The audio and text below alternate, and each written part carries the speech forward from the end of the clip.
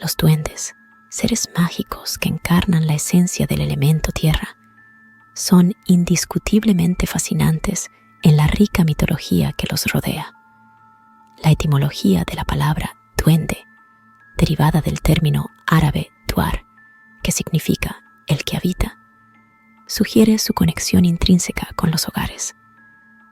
Estos diminutos seres, expertos en travesuras, se dice que poseen conocimientos de tesoros mágicos y conjuros. La tradición sostiene que los duendes, a pesar de su naturaleza impredecible, pueden alternar entre la timidez silenciosa y la estridencia al realizar bromas pesadas a los humanos. Aunque avistamientos de duendes son escasos, los numerosos relatos de encuentros con estas criaturas en todo el mundo añaden un misterio palpable a su existencia, desafiando la incredulidad de algunos. En el vasto escenario de las leyendas destaca el pombero, una figura mitológica de la tradición guaraní que trasciende las fronteras latinoamericanas. Este ser multifacético, a menudo temido y comentado en toda la región, se presenta como un hombre bajo, robusto y moreno, con una abundante vellosidad y brazos extraordinariamente largos. Su apariencia, marcada por un enorme sombrero de paja y harapos, contribuye a su imagen distintiva. El pombero, también conocido como pies peludos, señor de la noche o dueño del sol, inicialmente fue considerado un genio protector de las aves y la selva. Sin embargo, a medida que las leyendas evolucionaron, se le atribuyeron nuevas habilidades, como mimetizarse con la naturaleza, imitar el canto de animales nocturnos y deslizarse por ranuras y orificios. Las travesuras del pombero, como tirar objetos invisiblemente, contribuyen a su elusiva naturaleza. Deslizándose entre la maleza con astucia diabólica, sus silbidos estremecedores y ojos brillantes provocan temor. Si se considera como enemigo el adentrarse en el bosque, uno se expone a innumerables peligros, ya que el pombero intentará engañar y perder a aquellos que lo persiguen. Sin embargo, si uno se gana su amistad, este ser invisible puede guiar a los cazadores hacia presas abundantes y proporcionar beneficios en la pesca o la recolección de frutos silvestres. La clave para ganarse su favor implica dejar miel o tabaco detrás de la vivienda durante 30 días sin interrupción. El pombero, también conocido como curupí, trauco, yasi, jatere o pomperito, es una figura que inspira respeto y precaución. Evitar pronunciar su nombre en voz alta o hablar mal de él en la oscuridad del campo es un consejo sabio, ya que se dice que esto puede enojarlo. Su capacidad para vengarse mediante toques con manos peludas que provocan mareos y temblores añade un toque siniestro a la leyenda. La transformación en otros animales, similar a un nahual, amplía su misteriosa influencia en la mitología. Así, el pombero no es simplemente una leyenda, sino una presencia que trasciende la imaginación, dejando una huella en las historias populares y, según algunos informes, incluso en registros policiales, fusionando la fantasía con la posibilidad de una realidad desconcertante. No siempre en el campo de los duendes existen duendes buenos. En muchas oportunidades, estas criaturas son muy hostiles y burlonas. Los casos varían. Los siguientes relatos basados en hechos reales se recomienda discreción. Relato 1. Era diciembre de 1983 en Villa Montoro, La Plata, Argentina. La calle 600, conocida por su tranquilidad, se transformó en el escenario de una serie de eventos que dejaron a la comunidad sumida en el miedo. En el centro de la inquietud estaba una casa abandonada, una vivienda que en tiempos pasados albergaba a un anciano y su sobrino, que ahora yacía vacía, marcada por el abandono y la decadencia. Los vecinos, aprovechando la ausencia de sus antiguos habitantes, saquearon la casa en busca de objetos de valor. Entre ellos, un ladrón se llevó consigo un mísero botín, pero lo que experimentó a continuación cambiaría su vida para siempre. Mientras huía con su robo, tropezó y escuchó una risa burlona y desafiante que resonó en el aire.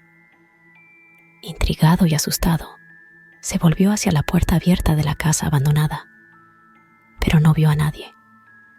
Solo el arbusto de la vereda parecía retorcerse como una mano furiosa, agitándose contra el cielo despejado. Aterrado, el ladrón recuperó su botín y se apresuró a salir, pero antes de abandonar la casa, sintió un murmullo amenazador en su oído, como un susurro fantasmal que lo perseguía. Sin pensarlo, corrió hacia la seguridad de las calles, con la sensación de que algo invisible se burlaba de él. Al principio, los vecinos tomaron su relato con escepticismo y risas, pero pronto, una serie de extrañas circunstancias envolvieron la casa abandonada. A medida que avanzaba diciembre, la pintura roja de la casa se desvaneció hasta adquirir un tono rosa opaco, descascarándose en manchas grotescas. Sin marcos, puertas ni ventanas, la casa parecía tener ojos ciegos mirando desde el exterior. Augusto Prado, un obrero paraguayo que paseaba por la calle con su perro, fue testigo de los eventos sobrenaturales. Al acercarse a la vivienda, escuchó ruidos extraños emanando desde su interior. Su perro, impulsado por la curiosidad, entró y salió aullando, como si hubiera sido golpeado por una fuerza invisible. Augusto, atónito, acompañó a su fiel compañero en su rápida huida, incapaz de explicar lo que acababan de presenciar. El misterio se cernía sobre la casa abandonada, extendiendo sus sombras sobre la tranquila Villa Montoro. Los residentes, inicialmente incrédulos, comenzaron a sentir una inquietud palpable. Algunos afirmaban escuchar risas burlonas en la brisa nocturna, mientras que otros juraban haber visto sombras moverse entre las ruinas de la antigua vivienda. Las historias se multiplicaban, alimentando el temor colectivo. Algunos evitaban pasar cerca de la casa, mientras que otros, más audaces, se aventuraban a explorar sus misteriosos pasillos y habitaciones vacías. Pero a medida que el mes avanzaba, la presencia invisible parecía intensificarse, manifestándose en susurros incomprensibles y risas malévolas que solo unos pocos podían escuchar. En el silencio de las noches de diciembre, la casa abandonada se convirtió en un lugar de terror, donde lo desconocido acechaba en las sombras. La comunidad estaba atrapada en una espiral de miedo, sin saber que los sucesos inexplicables eran solo el preludio de algo mucho más oscuro y siniestro. Relato 2. En un pequeño pueblo rodeado de densos bosques y campos interminables, la leyenda de los duendes y el bombero pesaba como una sombra inquietante sobre la vida cotidiana de sus habitantes. La gente susurraba historias sobre encuentros con estas criaturas mágicas, pero pocos se atrevían a admitir que creían en su existencia. Un grupo de niños, intrépidos y curiosos, decidió investigar los rumores que circulaban en la víspera de las fiestas navideñas. La noche estaba envuelta en un manto oscuro cuando los pequeños, atraídos por misteriosos ladridos, se aventuraron hacia los campos cercanos. Detrás de un espeso matorral de girasoles, descubrieron a dos seres verdes de baja estatura, gruñendo y observando una casa con miradas penetrantes. Intrigados y sin miedo, los niños se acercaron, pero los duendes, indiferentes a su presencia, continuaron continuaron con su inspección. Al ser interrogados por los adultos acerca de lo que los niños habían presenciado, solo pudieron describir el aspecto repugnante de las criaturas y sus perturbadores gruñidos. La noche siguiente, decidieron regresar con más amigos para descubrir la misteriosa guarida de los enanitos. Siguiendo los mismos sonidos inquietantes, llegaron a una casa aparentemente vacía, donde los gruñidos se intensificaban en la oscuridad. Alarmados, los vecinos discutieron la extraña situación y llamaron a la policía. Las noticias del fenómeno se extendieron rápidamente, atrayendo la atención de periodistas y expertos en lo paranormal. Marcelo Metellá, un investigador de misterios local, se unió a la búsqueda de respuestas. Informes periodísticos hablaban de ruidos extraños, sombras inidentificables, risas súbitas y los grotescos gruñidos que parecían emerger de la casa vacía. El Instituto de Investigaciones Cosmobiológicas, la policía y las autoridades municipales se involucraron en el caso, pero ninguna explicación clara surgía. El misterio creció, alimentando la fascinación de la prensa por lo inexplicable. Los días pasaron y los vecinos, aunque inicialmente asombrados, retomaron sus vidas. Sin embargo, los gruñidos no cesaron. En lugar de provenir de los duendes, eran los perros vagabundos que habían encontrado refugio en la desierta casa. Los animales, celosos guardianes de su nuevo hogar, eran los responsables de los sonidos que habían desatado el pánico en el pueblo. Relato 3. Todo comenzó con un agente de policía de la localidad de Frías. Era una noche oscura, donde la plazoleta Antonio de la Vega yacía en silencio. El agente regresaba a su hogar cuando avistó a lo lejos a un niño solitario. Con la intención de cumplir con su deber, se acercó al pequeño para devolverlo a su casa. Sin embargo, lo que encontró desafió toda lógica. El niño, de apariencia común al principio, reveló unos ojos fulgurantes enrojecidos. El policía, desconcertado, sintió una advertencia en su interior. Pero antes de poder reaccionar, el pequeño ser desapareció en la oscuridad sin dejar rastro alguno. Mientras la leyenda crecía en las conversaciones de la provincia, otro incidente estremecedor ocurrió en la localidad de Banda Varela, en Catamarca. El cabo Agüero, un experimentado policía, vivió una experiencia que lo sumió en una espiral de terror. Un duende, con una voz que resonaba desde las profundidades de la malevolencia, le anunció que venía a buscarlo en nombre de Satanás.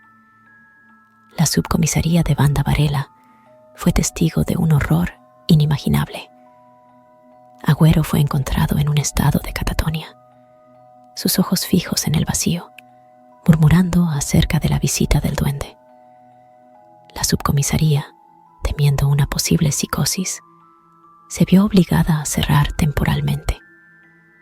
A medida que la leyenda se extendía, la muerte también dejaba su huella.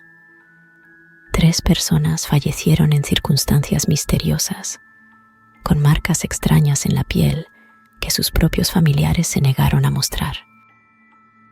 La oscuridad se cernía sobre la zona, sumergiéndola en un misterio aún más profundo. El comisario Córdoba, ante la creciente preocupación, ordenó el cierre provisional de la unidad regional Zona Centro.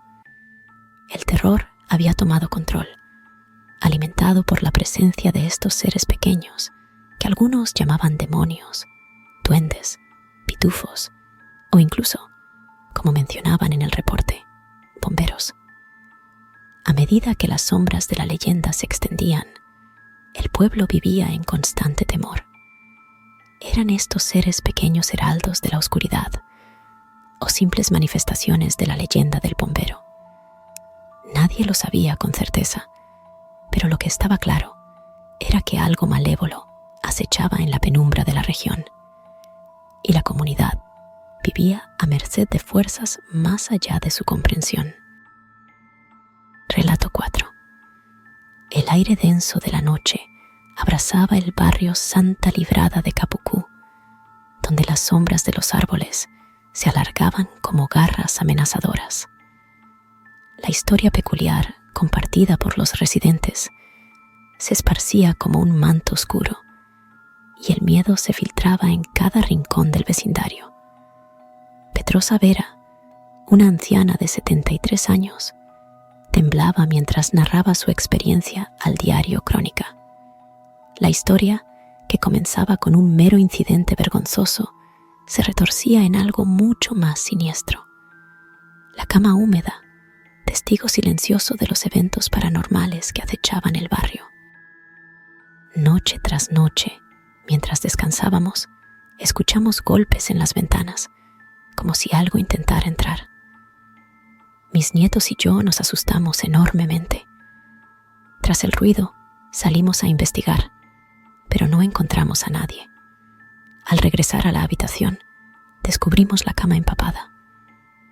La verdad es que estamos muy asustados, confesó Petrosa Vera, con sus ojos reflejando el terror que había vivido.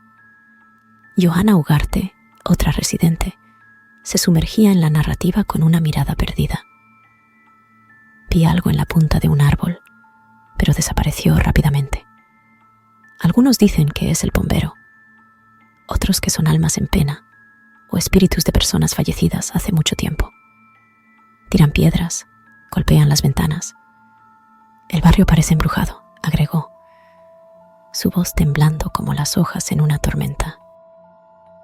El bombero, una figura mítica humanoide, se alzaba en las leyendas locales como una sombra que acechaba en la oscuridad. La mitología guaraní, rica en dioses y duendes, sugería que calmar al bombero con ofrendas de cigarros, ron y miel podría ser la clave para recuperar la paz en el barrio.